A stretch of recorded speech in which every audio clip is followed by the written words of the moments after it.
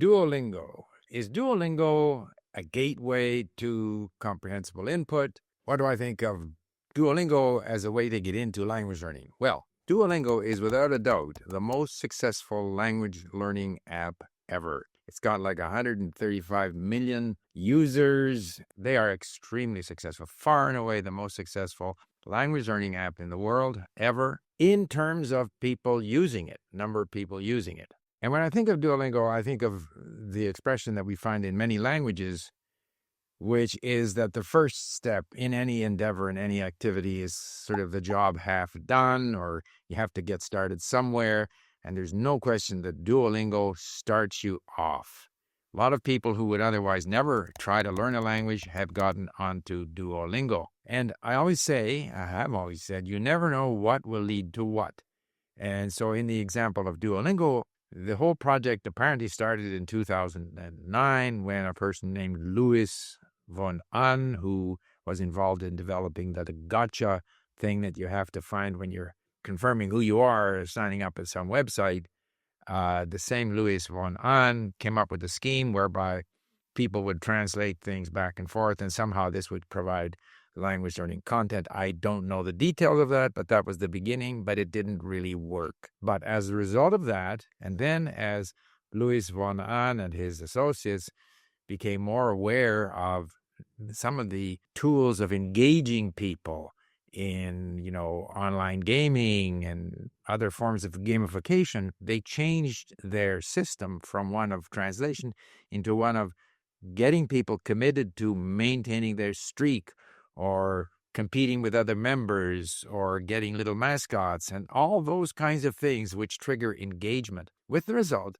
that Duolingo is almost addictive, and people get onto Duolingo and they don't want to lose their streak, and all the other kinds of, call it, extrinsic rewards that they get, or fear of losing the streak, that motivate them, and they stay with the system. So therefore, it has been successful in terms of maintaining a level of activity with whatever target language. So to that extent, I think it's very successful. And even in terms of link, we've got to think of better ways of using these kinds of tools to keep people engaged. However, engagement for those reasons doesn't necessarily mean successful language learning. One of the problems is Duolingo is primarily driven by this desire to get people engaged, to maintain their streak. But at the end of a streak of, 365 days, say in Spanish, the average learner will have learned 1,500 words, which is not an awful lot. And this is because Duolingo is primarily sort of a gamified word retrieval testing system with relatively unconnected words and phrases, and it's not genuine, compelling input, comprehensible input. And we know from research that we learn vocabulary best when we find it in compelling, comprehensible input, a la Stephen Krashen. So as successful as Duolingo is in driving engagement, it hasn't proven successful in helping a lot of the people who are otherwise keen to use it, in helping them to learn vocabulary. So, and I'm going to explain why I think this is still, nevertheless, very important for, any tool like Duolingo is only a tool. So the question is, how are you going to use it? And I think that the way to use Duolingo is that it is a tool which helps break down the barriers. So if we go back to Catalan and her formula that, motivation and time divided by inhibition, frustration. So Duolingo has the advantage that it motivates people. It motivates them to spend time, maybe not enough time, but it motivates them to spend time on a daily basis.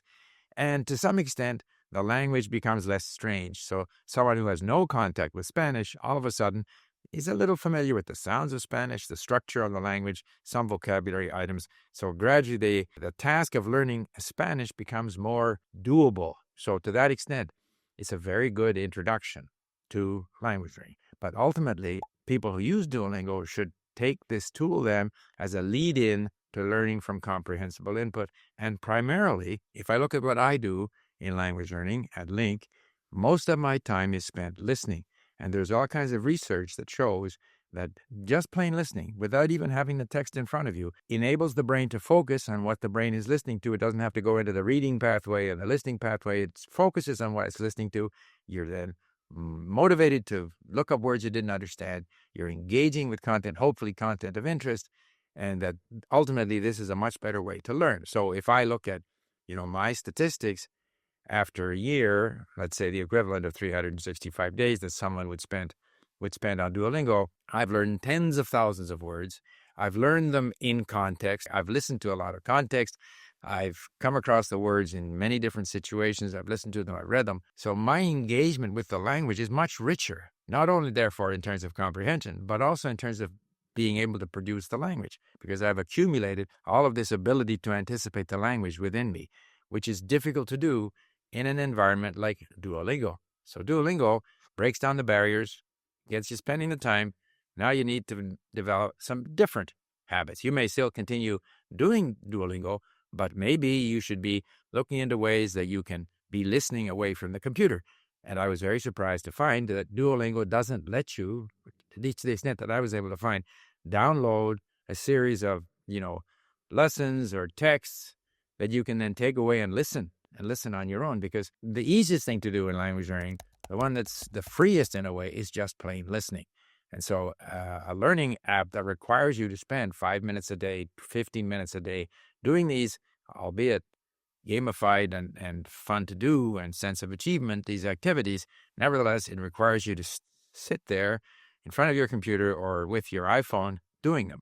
Whereas once you've moved your language learning content onto an MP3 file on your iPhone, you are now free to do other activities and continue your learning activity. So in summary then, and I have done some videos recently on the importance of circular learning, covering the same essential content in different formats, reading it, listening to different versions of the same content, much as we do with the mini stories. I think all of these things have to be an important part of language learning if the goal is to understand the language better and use the language better. And if the goal is simply to maintain your streaks at Duolingo, that's a different story. And that does ensure that you are maintaining a level of contact with the language. It's not that you aren't learning anything. However, I would recommend that people take whatever commitment and engagement they put into Duolingo and then move it into the next stage of engaging with comprehensible input, learning about the history, the culture of the language, developing a better sense of the syntax and so forth. So one thing I should say, the word count at Duolingo is similar to the word count that we have at Link. In other words, every form of the word is a different word. And I think that's a legitimate way of counting words rather than counting word families, because every time there's a different form of the word, it implies a different grammatical structure, or in many cases, it can imply a different grammatical structure. It might be plural instead of singular. It might be present tense instead of past tense. And we need to learn and see these words in all of these different contexts. And we do that at Link by engaging with comprehensible input. But even at Duolingo, they present you with different forms of the words, and by exposure, these words are acquired. It's just that the amount of words that are acquired is relatively limited. Some of the sources that I looked at suggest that it's 1,500 words a year, and that even if you completed the whole course in Spanish, you're still only going to be 5,000-6,000 words, which is not very much. Whereas if I look at my statistics at Link, if I go to languages, say after Russian, then Czech, I'm very soon at 30,000-40,000 words. Even in Romanian, because of the similarity to Italian, I'm very soon at a very high level of words. Even in Arabic and Persian, after a year of engaging with those languages, I have a much higher vocabulary or word count than is achieved at Duolingo. So I'm saying Duolingo is a wonderful system. They've been very successful at engagement and breaking down the barriers to language learning. And I think the people who are genuinely interested in learning languages should take their experience with Duolingo and then start to engage with comprehensible input, following the established theories of Stephen Krashen.